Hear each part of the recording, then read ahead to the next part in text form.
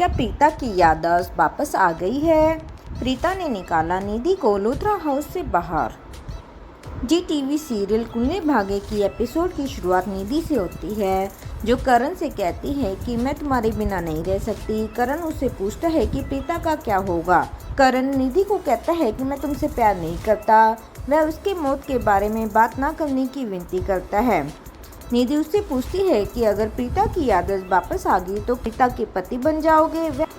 करण निधि को कहता है कि मैं अभी भी प्रीता का ही पति हूँ। निधि करण से अपनी पहचान के बारे में पूछती है कि मेरा क्या होगा और मैं कहाँ जाऊँगी। करण निधि से कहता है कि मैंने कभी नहीं बताया कि तुम मेरी पत्नी हो। करण निधि को याद दिलाता है कि तुम यहाँ क्या कहकर घर में आई थी। तुमने कहा था कि तुम शौर्य की देखभाल करोगी। निधि से पूछता है कि मैंने तुम्हें कब धोखा दिया। राखी निधि से कहती है कि तुम मेरी बेटी हो, इसलिए मेरा प्यार तुम्हारे लिए नहीं बदलेगा। निधि का कहना है कि मुझे करण का भी प्यार चाहिए। प्रीता वहाँ आती है और पूछती है कि उसका करण कहाँ है। यह सुनकर करण खुश हो जाता है। प्रीता सभी घर वालों से घर छोड़ने के लिए माफ़ी मांगती है। वह करण को खोजती है। करण उसका हाथ पकड़ता है और उसे बताता है कि वह ही उसका करण है। वह उसे कहती है कि वह उसका करण नहीं है। वह करण प्रीता से कहता है कि जब यह दुर्घटना हुई थी तब सर्जरी में उसे एक नया चेहरा मिला था।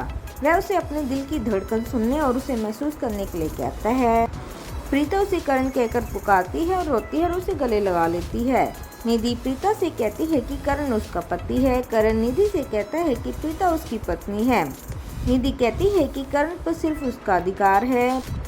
प्रीता निधि से कहती है कि करण मेरा प्यार है और मैं किसी को करण के साथ बांट नहीं सकती।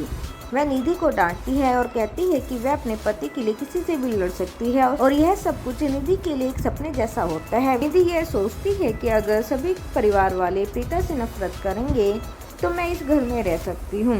निधि प्रीता के कमरे में जाती है और देखती है कि प्रीता सो रही है। वह खुद से कहती है कि अगर प्रीता की याददाश्त वापस आ गई तो उसकी कहानी खत्म हो जाएगी।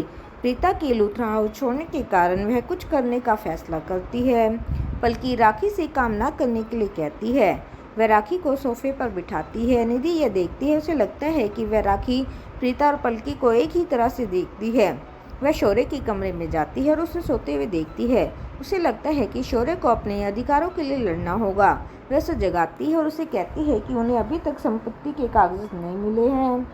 वह कहती है कि उसे यकीन नहीं हो रहा है कि राजवीर शौर्य के साथ गुलाम जैसा व्यवहार करेगा। इसे सुनकर शौर्य गुस्सा हो जाता है। निधि करीना और दादी से कहती है कि प्रीता उनसे बदला लेने के लिए आई है, इसलिए उन्हें कुछ करना होगा। शौर्य राजवीर से प्रॉपर्टी के कागज वापस करने के लिए कहता है। राजवीर कहता है कि उसके पास कुछ भी नहीं है। निधि करण से कहती है कि वह समझ सकती है कि उसका प्रीता के साथ अतीत है, लेकिन राजवीर लूथरा हाउस में क्या कर रहा है।